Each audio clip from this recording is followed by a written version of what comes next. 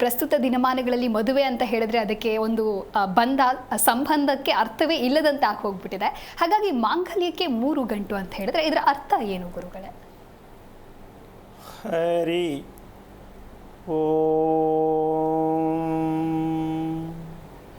ಶ್ರೀ ಗುರುಭ್ಯೋ ನಮಃ. ಸಾಮಾನ್ಯವಾಗಿ ನೀನು ಹೇಳ್ಬಿಟ್ಟಿದೀಯಮ್ಮ, ಕೋರ್ಟ್ವರೆಗೂ ಹೋಗುವ ಮಟ್ಟಕ್ಕಿದೆ ಅಂತ. ಅದಕ್ಕಿಂತ ಹೆಚ್ಚಾಗಿ ಸಾಯೋವರೆಗೂ ಕೂಡ ಅದು ಹಾಗೆಯೇ ಉಳ್ಕೊಂಡೇ ಹೋಗುತ್ತೆ. ಇಲ್ಲಿ ನಾವು ಒಂದು ಅರ್ಥ ಮಾಡ್ಕೋಬೇಕು, ಮದುವೆ ಅಂತಕ್ಕಂಥದ್ದಕ್ಕೆ ನಾವು ಪೂರ್ಣ ಅರ್ಥವನ್ನು ತಿಳಿಸದೇ ಇರುವುದೇ ಒಂದು ದೊಡ್ಡ ದ್ವಂದ್ವಾರ್ಥಕ್ಕೆ ಒಂದು ಮೂಲ ಕಾರಣ ಆಗಿದೆ. ಮದುವೆಯ ಅರ್ಥ ಸಂದರ್ಭಾನುಸಾರವಾಗಿ ಕೆಲವು ಸಲ ಹೇಳ್ತಾ ಹೋಗ್ತೀವಿ ಕಾರ್ಯಕ್ರಮದಲ್ಲಿ, ಮದುವೆ ಯಾಕೆ ಮಾಡ್ಕೋಬೇಕು ಅಂತ ಮಾಡ್ಕೊಳ್ಳೋರು ಅಪ್ಪ ಅಮ್ಮನ ಕೇಳಬೇಕು.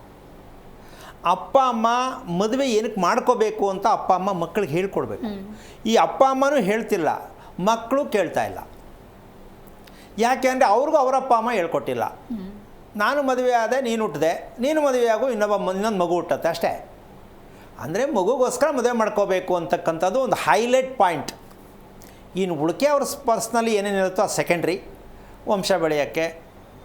ಈ ರೀತಿಯಾಗಿ ಇರತಕ್ಕಂಥ ವಿಚಾರ ಅಷ್ಟೇ ಮದುವೆಗೆ ಸೀಮಿತವಾಗಿರ್ತಕ್ಕಂತಹ ಒಂದು ದುರ್ದೈವದ ಸಂಗತಿ ನಮ್ಮ ದೇಶದಲ್ಲಿ ಒಂದು ದೊಡ್ಡ ಶಾಪವಾಗಿ ನಮ್ಮ ಮೇಲೆ ಸದಾ ತೂಗುಗತ್ತಿ ಥರ ಆಡೋದಕ್ಕೆ ಇದು ಒಂದು ಅನುಭವಿಸಬೇಕಾಗಿರ್ತಕ್ಕಂಥ ಒಂದು ಶಾಪಗ್ರಸ್ತವಾಗಿರ್ತಕ್ಕಂತಹ ಈ 3 ಗಂಟಿನ ರಹಸ್ಯವನ್ನು ನಾವು ಯಾಕೆ ತಿಳಿಸೋಕ್ಕಾಗಲಿಲ್ಲ. ಅದು ಗಂಟು ಅಂದರೆ 3 ಗಂಟೆ ಯಾಕೆ ಹಾಕಬೇಕು ಅಂದರೆ ಅದು ಹೇಳ್ತಾರೆ, ಬ್ರಹ್ಮ ವಿಷ್ಣು ಮಹೇಶ್ವರ ಲಕ್ಷ್ಮೀ ಸರಸ್ವತಿ ಅವರವ್ರ ಅನುಕೂಲಕ್ಕೆ ತಕ್ಕಂತೆ ಅರ್ಥನ ಕೊಟ್ಬಿಟ್ಟು ವ್ಯಾಖ್ಯಾನ ಮಾಡ್ಕೊಂಡ್ಬಿಡ್ತಾರೆ. ಅಲ್ಲಿ ಯಾರೂ ಇಲ್ಲವೇ ಇಲ್ಲ, ಬ್ರಹ್ಮ ವಿಷ್ಣು ಮಹೇಶ್ವರನೂ ಇಲ್ಲ, ಲಕ್ಷ್ಮೀ ಸರಸ್ವತಿನೂ ಇಲ್ಲ. ಆದರೂ ನಾವು ಹೇಳ್ಬಿಟ್ಟು ತಾಲಿ ಕಟ್ಬಿಡ್ತೀವಿ. ಅಂದರೆ ಕೇಳಿದ್ರೆ ಯಾಕೆ 3 ಗಂಟೆ ಹಾಕಬೇಕು ಅಂತ ಕೇಳಿದ್ರೆ ಈ ಕಥೆ ಹೇಳ್ತಾರೆ, ಉಪಕಥೆನ. ಆದರೆ ಆ 3 ಗಂಟಿನ ರಹಸ್ಯ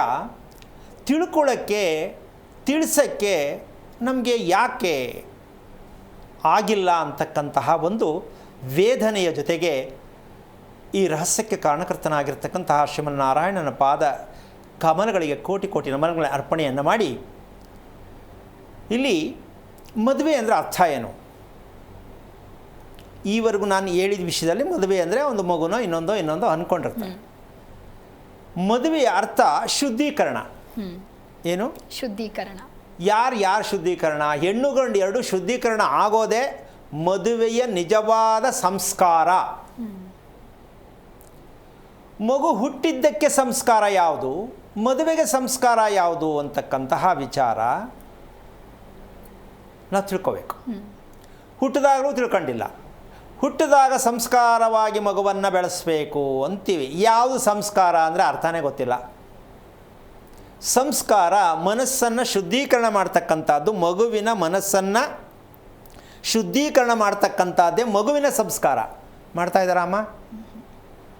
ಮನಸ್ಸು ಶುದ್ಧಿ ಹೆಂಗೆ ಮಾಡೋದು ಅದೇ ಗೊತ್ತಿಲ್ಲ.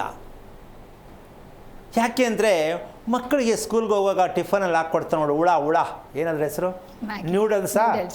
ನೋಡಿ, ಆ ಥರ ತಿನ್ನಿಸಿ ಶುದ್ಧೀಕರಣ ಆಗಲ್ಲ, ಗೊಬ್ಬರ ಹೋಗಿರುತ್ತೆ ಮನಸ್ಸೆಲ್ಲ.